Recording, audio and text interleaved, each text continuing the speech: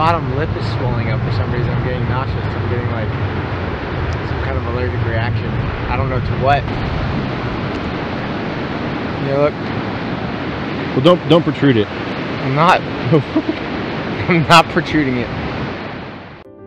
There's a whole world of natural beauty, and we plan to capture it all for the C.A.R.E. channel and Relax with C.A.R.E. Join us on our mission to bring relaxation to everyone who needs it.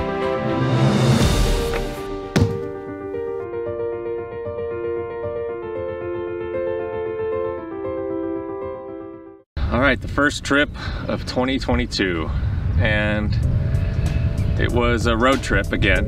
The location we chose was Trinidad, California.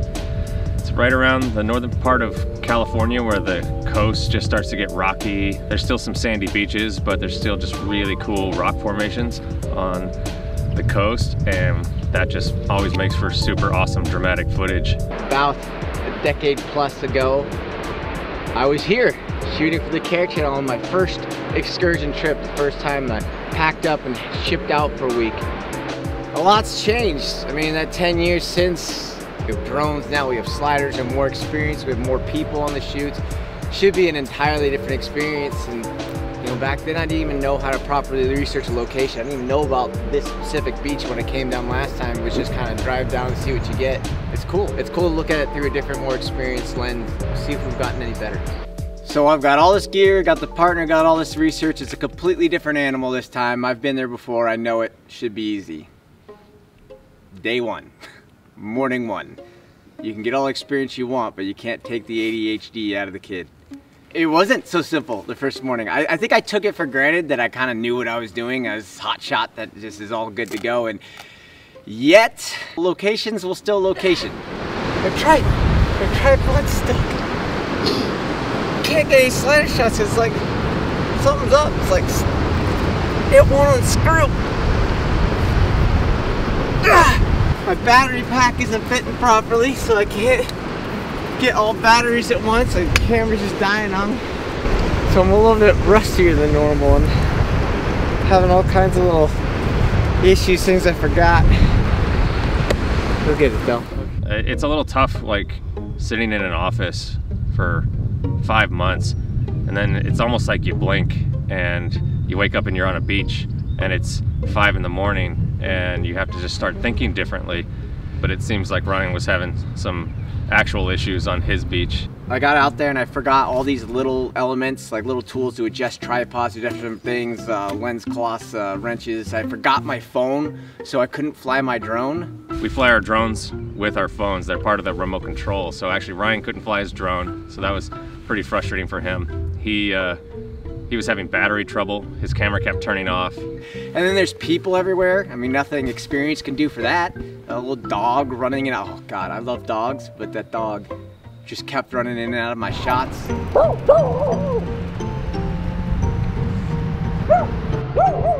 on, come here. Go.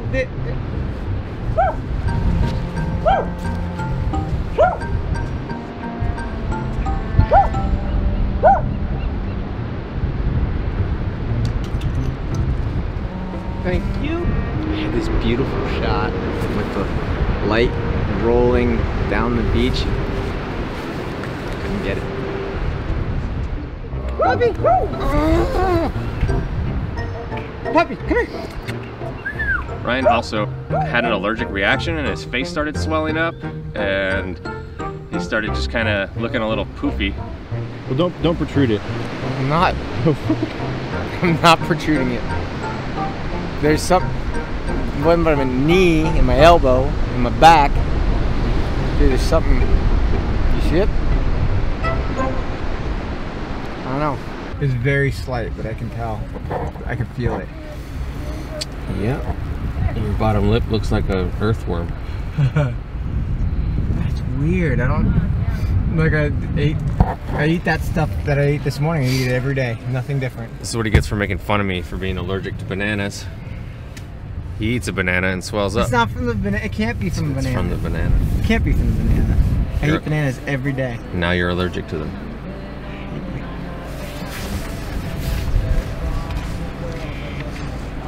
allergic to bananas.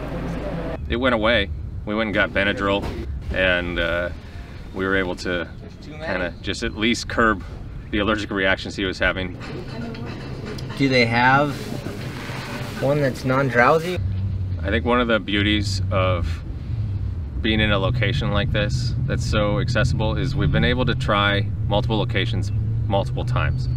We knew we wanted to nail it with the redwoods, so we hit up, I believe it was Prairie Creek Redwoods.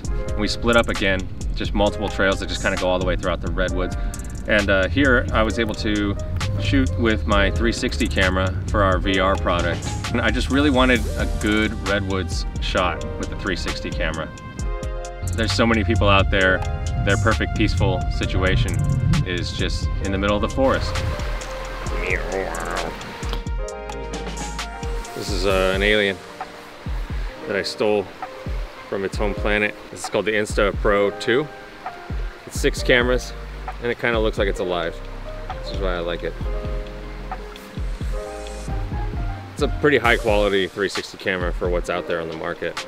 Each of these lenses has its own sensor, its own camera, and I'll import it into a software later and stitch it all together to make it this 360-degree viewing angle. One of the fun things about shooting this is I get to monitor it on my phone, and sort of you have to go hide when you shoot this kind of footage because it sees every single direction. So I can't just stand behind the camera like I do a C.A.R.E channel shot. And there we are. Check, check. Hello world. Hello world. But I was able to put the VR camera in some really cool situations. Like I put it right up on the Prairie Creek, so you see the creek flowing through the woods. I thought that was a nice situation. I shot a couple more where I was just in really dense forest. I just kind of wanted to mix it up a little bit, but I think I got what I needed. I'm hiding from my own shot. It's still, if I look later, I'll probably still be able to see me doing this, but it'd be easy for me to remove. Sometimes it's a little bit harder, so I have to just completely hide behind a rock or under something, or just run really far away. So I'm just like a little speck in the shot, so it's easier for me to erase myself.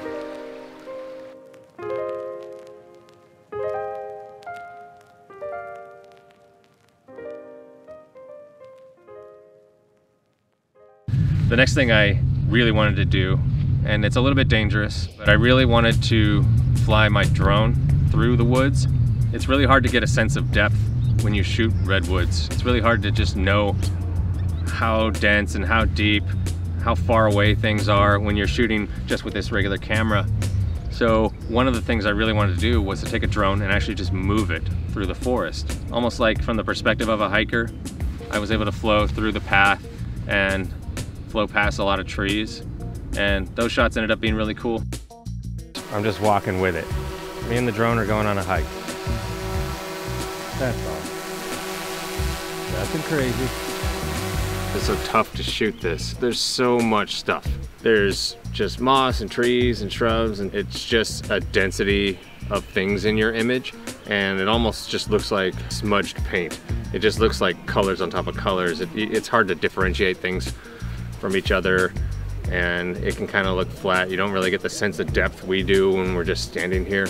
So one of the challenges is to just see if we can shoot it in a way to where you can feel that depth. One of the ways is to move the camera so you can actually see some parallax between foreground and background. Then you actually get a sense of depth. Things are further away from the camera, things are closer to the camera. We can actually experience depth. We can actually fly you through the forest so you can get a sense of just how deep it goes. And the more and more I pushed through, the more it revealed extra parts that I couldn't even see with my eye at the time. I could see through the drone. So I'm really happy with those shots.